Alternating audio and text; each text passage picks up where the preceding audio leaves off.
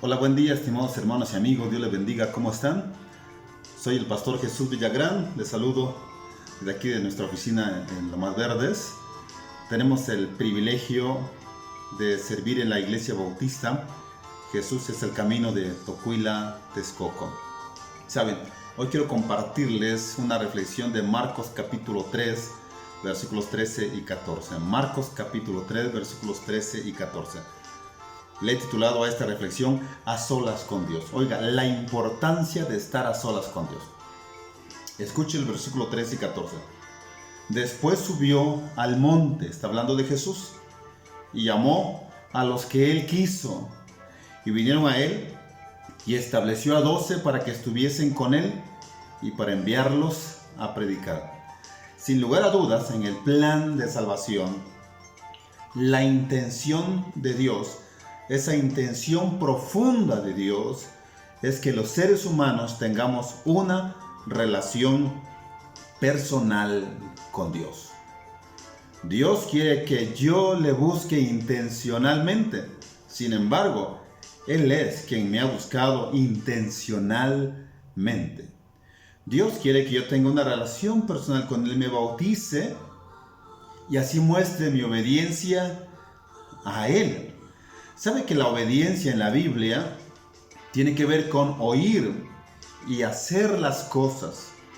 La obediencia tiene que ver con silenciar nuestra cabeza, nuestra memoria, nuestra mente y atender la voz de Dios. Dios quiere que nos agreguemos a la iglesia, a su iglesia, y desde su iglesia compartamos con otras personas la gran necesidad de tener una relación personal con Él. Dios quiere que yo platique con Él, que yo hable con Él, que tenga un tiempo de calidad con Él todos los días.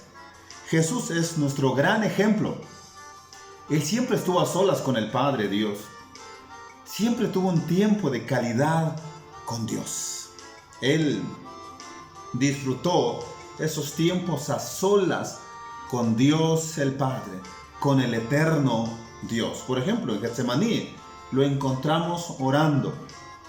No solo en esa ocasión, en otros momentos de su ministerio.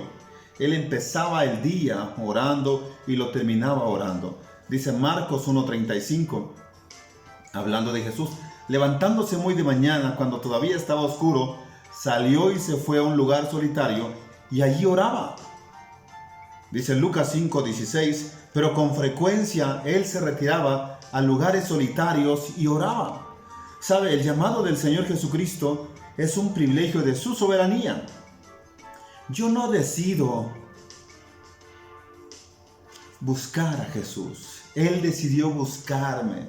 Cuando yo lo hago, es una respuesta a la iniciativa divina. Después subió al monte, dice el versículo 13, y llamó a sus discípulos y vinieron a él. El ser soberano, el Señor eterno, el Dios todopoderoso nos llamó. El ser soberano y Señor, mire, eso es maravilloso. El eterno Dios nos eligió, nos llamó. Él es el Señor de señores. Él es el Rey de reyes. En calidad de Señor, Él tiene el control completo de todo lo que sucede en el universo. No cabe duda de que no todo lo que sucede en el universo es la voluntad de Dios. Pero nada de lo que ocurre está fuera de su control. La pandemia está bajo el control del Señor. Dios debe ser adorado. Dios debe ser glorificado. A Él debemos orar y buscarle todos los días. Él es el gobernador de toda la raza humana. Versículo 13 dice, después subió al monte y llamó así a los que Él quiso y vinieron a Él. En la Biblia los montes juegan un papel muy importante en la revelación. Los montes eran lugares de encuentros de adoración. Relatan cómo Dios, por medio de una nube, mire, y recuerde que las nubes eran conocidas como el polvo de los pies de Dios, el vehículo de Dios. Dios bajaba en una nube y el hombre subía a la montaña y ahí se encontraban. Dice el Salmo 125, 1 y 2, los que confían en Jehová son como el monte de Sión que no se mueve, sino que permanece para siempre. Los montes eran lugares de encuentro divino humanos. En el Nuevo Testamento vemos cómo los montes son usados como los púlpitos de Dios, los púlpitos de Jesús. Y Jesús usó los montes para orar y para enseñar la palabra. Después subió al monte, dice la Escritura, y llamó así a los que él quiso y vinieron a él. Amados hermanos y amigos, subir al monte demanda un esfuerzo físico. Jesús tenía una condición física impresionante.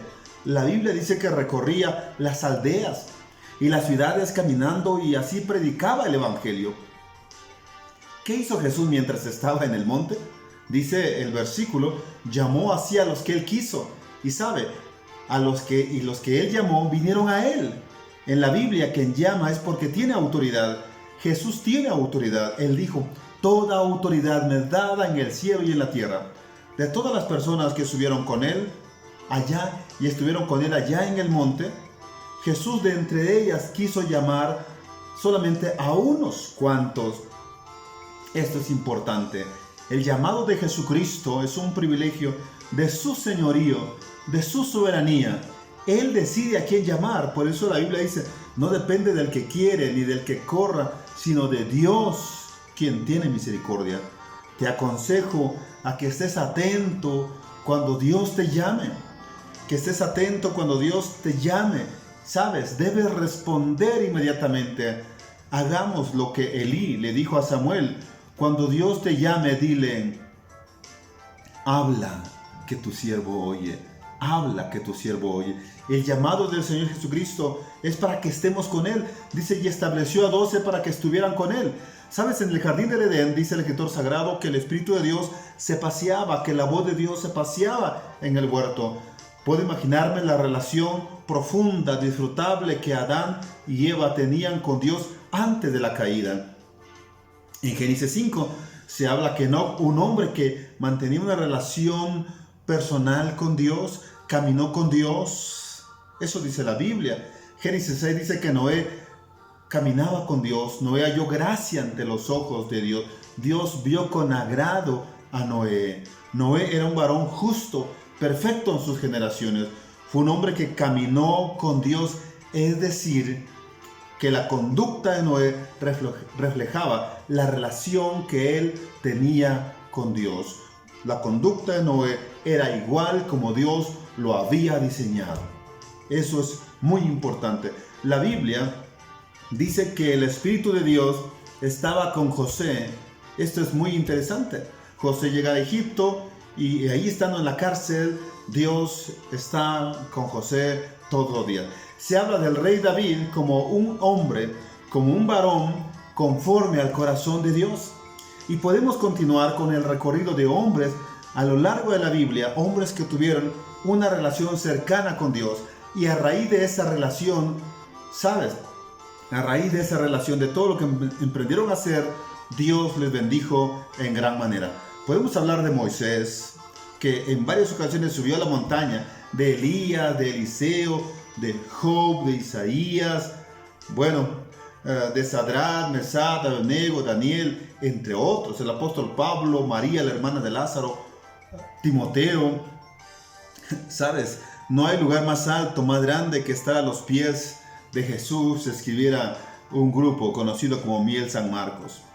Versículo 14, y estableció 12 para que estuvieran con él. Alguien dijo, hay ocasiones en que nos ocupamos tanto de la obra del Señor que nos olvidamos del Señor de la obra. Oiga, estar muy ocupados en los asuntos de la iglesia no es igual a estar ocupados en el Señor.